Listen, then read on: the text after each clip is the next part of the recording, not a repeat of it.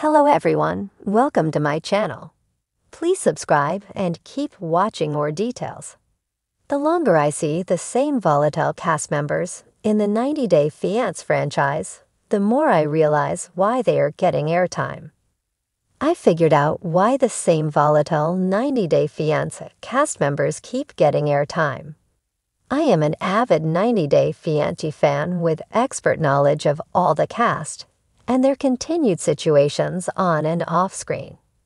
The franchise premiered on TLC with the OG show in 2014, with its first spin-off, Happily Ever After, arriving in 2016. Before the 90 Days was the next expansion in 2017, followed by The Other Way in 2019. These four shows make up the core of the network, and it's where most of the new cast members come from.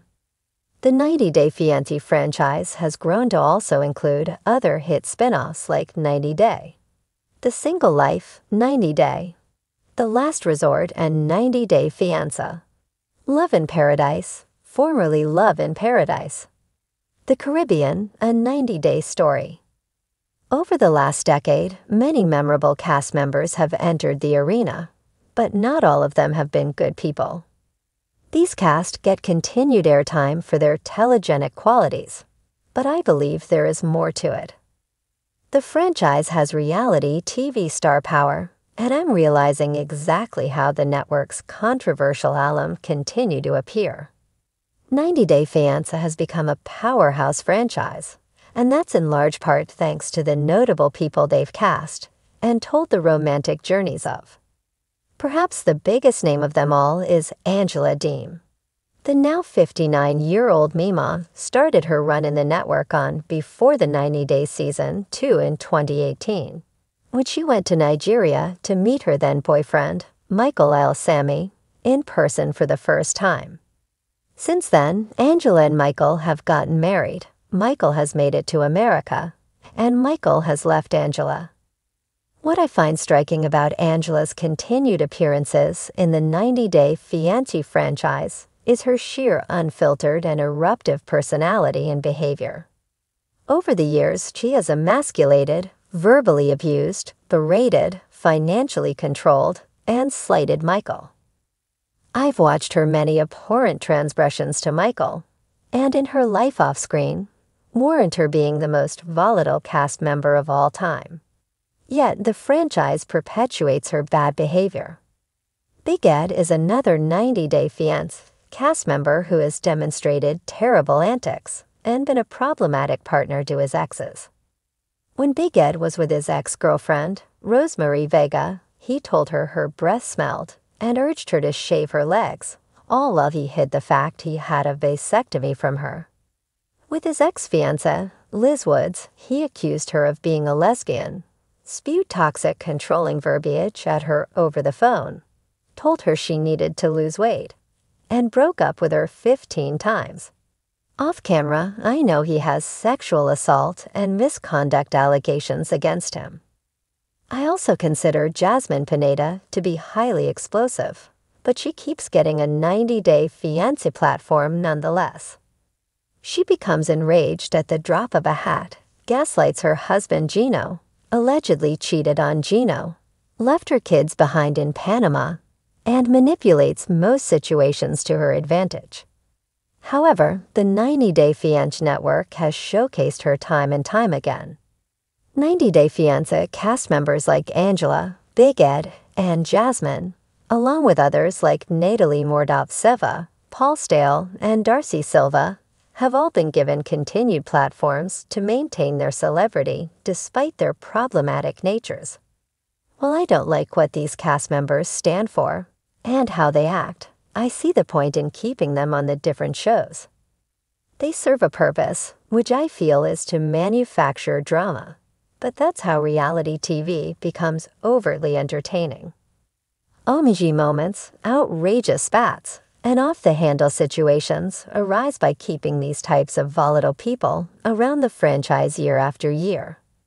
I realize that the 90 Day Fiance network needs people to heighten the drama of each season, and the chances of more entertaining circumstances arises by showcasing these types cast members. Personally, I find following fresh cast members' journeys more entertaining, and I don't like to see bad behavior get rewarded. I'm not keen on watching Angela, Big Ed, Jasmine, and the likes played out storylines and predictable conduct. But I know they are huge reality TV names now, and they do draw a wider audience to the shows they're on. I might not like seeing these delinquent people on my favorite show, but I see that it benefits the franchise as a whole. The flip side of having these problematic people on the show is that for viewers like me, we feel that the show's value is diminished. Instead of highlighting fresh faces and the foreign love journeys of more couples, time and space on the show is taken up by these controversial cast members. With Big Ed, he was not even in a foreign relationship with Liz, so continuing to follow his love story seemed odd to me. The reality TV landscape is a curious place, especially when it comes to the sprawling universe of the 90-Day Fiance franchise. What initially starts as a documentary-style exploration of love across borders and cultures quickly turns into a high-stakes drama where volatile personalities clash. The lines between authentic relationships and theatricality blur, and audiences become addicted to the ups and downs of couples attempting to navigate the K-1 visa process. Over time, it becomes evident that many of the same cast members seem to keep cropping up in the 90-Day Fiancé ecosystem, whether it's on spin-offs like The Other Way, Before the 90 Days, or even in the sometimes absurdly entertaining 90-Day Fiancé. Happily Ever After. As the seasons pass, it becomes increasingly clear that these cast members are not chosen simply for their real-life love stories or their struggles to make relationships work across borders. No, their consistent presence on the show speaks volumes about the reality TV ecosystem and the complex dance between narrative, entertainment, and spectacle. At first, watching these characters engage in their roller coaster relationships was eye-opening. The rawness of their connections, people from different countries with different customs and languages, trying to forge something real against a backdrop of red tape, cultural misunderstandings, and familial pressure, made for compelling television. It felt like a social experiment of sorts, one that could teach viewers about the intricacies of human connection and the complexities of immigration and marriage. But over time, as more and more familiar faces reappeared, I started to ask myself, why are these people back?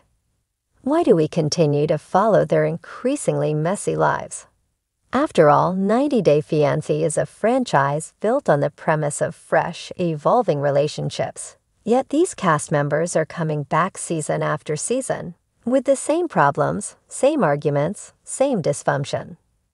The more I see them, the more I realize that their presence is no accident. The reason they are getting so much airtime isn't because their relationships are perfect, or even particularly healthy. In fact, the reverse is often true. What's compelling about these recurring cast members is their unpredictability, their explosive personalities, and their seemingly endless capacity for drama. There is a specific brand of dysfunction that these individuals embody, one that thrives on emotional conflict, confrontation, and scandal. And this, in turn, keeps audiences coming back for more. Take, for example, the infamous couple, Angela and Michael. From the moment Angela made her first appearance on 90-Day Fiancé, it was clear that she was a force to be reckoned with.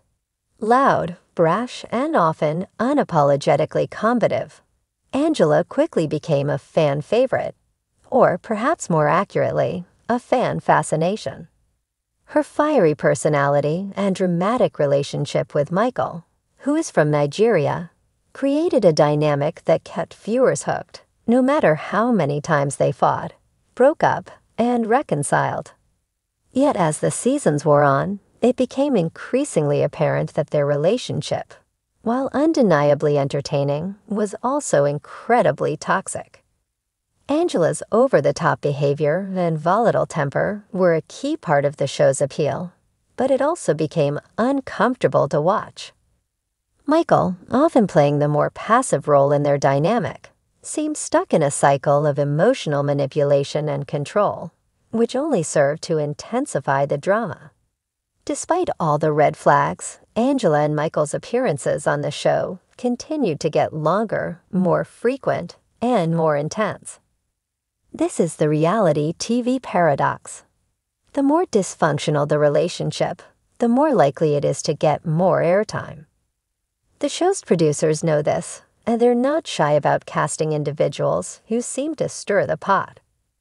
For the audience, it's the emotional chaos, the shouting matches, the accusations, the tears, that keeps them glued to the screen. It's the unpredictability of what these couples will do next, the uncertainty of whether they'll get married or split up, that drives the narrative forward. The deeper the conflict, the better the ratings. Then there's the issue of the personal lives of these cast members. Over time, viewers become invested in these people not just for their relationships, but for their larger-than-life personas. Take someone like Big Ed, for instance. Big Ed was introduced to the world in 90 Day Fiance. Before the 90 days as a man with unconventional looks and a questionable attitude toward women.